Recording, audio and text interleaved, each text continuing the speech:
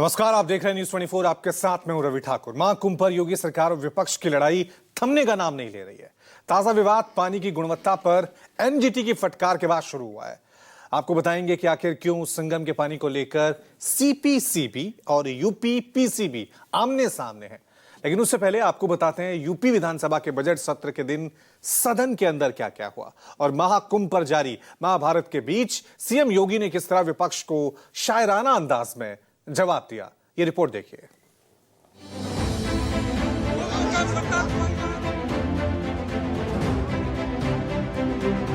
ये आज के समाजवादियों के बारे में तो जिस थाली में खाते हैं उसमें छेद करके फिर जाते हैं।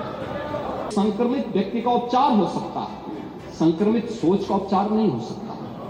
सरस्वती कूप को सरस्वती नदी कहते हैं। ये आपका जनरल नॉलेज है।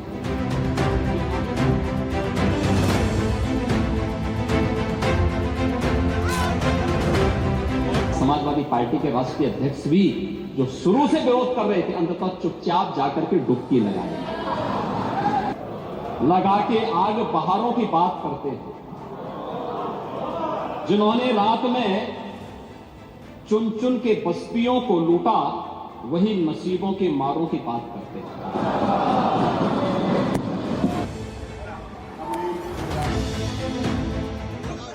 उत्तर प्रदेश विधानसभा के बजट सत्र की मंगलवार को सदन के बाहर हुई हंगामेदार शुरुआत दूसरे दिन भी जारी रही। लेकिन इस बार हंगामा सदन के बाहर नहीं, अंदर हुआ। मुख्यमंत्री योगी आदित्यनाथ ने महाकुंभ को लेकर समाजवादी पार्टी के प्रश्नों का चुन चुन कर उत्तर दिया।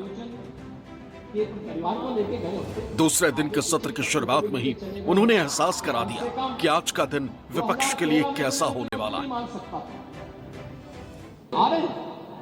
चिंता मत करिए, एक एक प्रश्न का उत्तर देंगे, थोड़ा पेशेंस रखिए।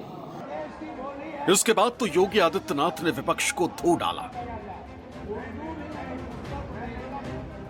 महाकुंभ पर जारी विवाद पर जवाब देते हुए उन्होंने समाजवादी पार्टी को पानी पानी कर दिया। छवि के एकदम उलट आज सदन में उनका शायराना अंदाज दिखा। काहिरा का वीडियो लेकिन महाकुंभ के साथ जोड़ करके दुष्प्रचार किया जा रहा था। नेपाल का वीडियो महाकुंभ के साथ, झारखंड की किसी घटना को महाकुंभ के साथ, या देश के अंदर के किसी अन्य दुर्घटना को जूसी के साथ जोड़ करके दुष्प्रचार करके अफवाह फैलाने का जो कार्य हो रहा था, कौन लोग थे? और इसीलिए मैं कहना चाहूंगा कि बड़ा हसीन है इनकी जवान का जादू।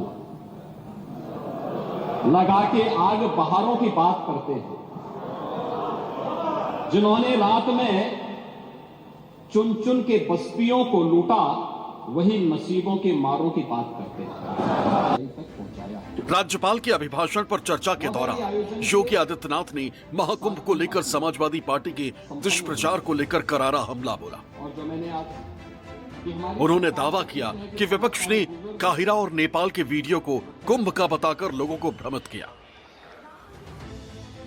उन्होंने सपा को संस्कार, सोच, नीयत, प्रवृत्ति और सनातन विरोधी छवि पर जमकर सुनाया। मैं जानता हूं आपकी आदतों,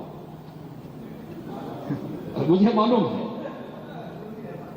आप लोगों के बारे में एक मान्यता ये भी है, मजबूरी भी है, और आपके बारे में मान्यता भी है कि आज के समाजवादियों के बारे में तो जिस थाली में खाते हैं उसमें छेद करके फिर जाते हैं। हमें ये सब बुरा नहीं लगता, इसलिए नहीं क्योंकि हम जानते हैं आपकी प्रवृत्ति है, क्योंकि हम लोग इस बात को मानते हैं कि संक्रमित व्यक्ति का उपचार हो सकता है, संक्रमित सोच का उपचार नहीं हो सकता। एक बार शुरू हुए तो फिर योगी आदित्यनाथ के हमले रुकने का नाम नहीं ले रहे थे। उन्होंने महाकुंभ के दौरान अव्यवस्था, भगदड़ में मौत, स्नान और प्रदूषित पानी से लेकर एक एक प्रश्न का उत्तर देकर विपक्ष को शर्मसार कर दिया। 5000 साल पहले भी इसका उल्लेख है। सीएम योगी आदित्यनाथ ने संगम नोस के पास अकबर के किले को सौंपने को लेकर भी अखिलेश यादव को घेरा। अगर किसी को हिंदी में आपके अध्यक्ष ने कहा कि हम मांग करते हैं कि अकबर का किला जो बिल्कुल संगम नोच पर वहां जो वट वृक्ष है उसकी पूजा करते हैं। सरस्वती नदी भी वहीं से निकलती है। आप देखिए, यानी अक्षय वट का नाम भी उनको नहीं मालूम। सरस्वती कूप को सरस्वती नदी कहते हैं। ये आपका जनरल नॉलेज है। सीएम योगी ने मोहम्मद शमी का नाम लेकर मुसलमानों को कुंभ स्नान से रोकने के आरोपों पर भी जवाब दिया। ये आयोजन, उन्होंने आरोप लगाया कि महाकुंभ शुरू होने से पहले सरकार ने तैयारियों पर चर्चा के लिए एक दिन तय किया, लेकिन विपक्ष ने चर्चा ही नहीं होने दी। उत्तर प्रदेश से बाहर हम जब जाएंगे उत्तर प्रदेश, और जब कुंभ शुरू हुआ तो पहले दिन से ही अफवाह और दुष्प्रचार फैलाने लगे। साथ ही ये भी याद दिला दिया कि महाकुंभ पर प्रश्न उठाने के बावजूद अखिलेश यादव ने संगम में डुबकी लगाकर इसकी स्वीकार्यता पर खुद ही मोहर लगा दी। महान कार्य को 3 अवस्थाओं से गुजरना पड़ता है, याद रखना। उपहास से, विरोध से और अंततः स्वीकृति से। और स्वीकृति का इससे बड़ा प्रमाण क्या हो सकता है कि समाजवादी पार्टी के राष्ट्रीय अध्यक्ष भी जो शुरू से विरोध कर रहे थे, अंततः चुपचाप जाकर के डुबकी लगाए। जहां तक सवाल महाकुंभ का है, महाकुंभ के खिलाफ कोई नहीं है, लेकिन महाकुंभ में आपने निमंत्रण दिया और कहा हमने 100 करोड़ लोगों का इंतजाम किया है, लेकिन भगदड़ कैसे हो गई, ट्रैफिक जाम कैसे हो गए, लोगों को गाड़ियों में गुजारना पड़ा समय, लोगों की जान चली गई, लोग अयोध्या में मर गए, श्रद्धालु आपके बनारस में मर गए, श्रद्धालु आपके बड़े पैमाने पे घर पहुंचने और घर से आने पर मर गए। उनकी मदद कौन करेगा? सरकार क्यों नहीं करती है? दरअसल समाजवादी पार्टी समेत पूरा विपक्ष महाकुंभ को लेकर योगी सरकार पर हमलावर है।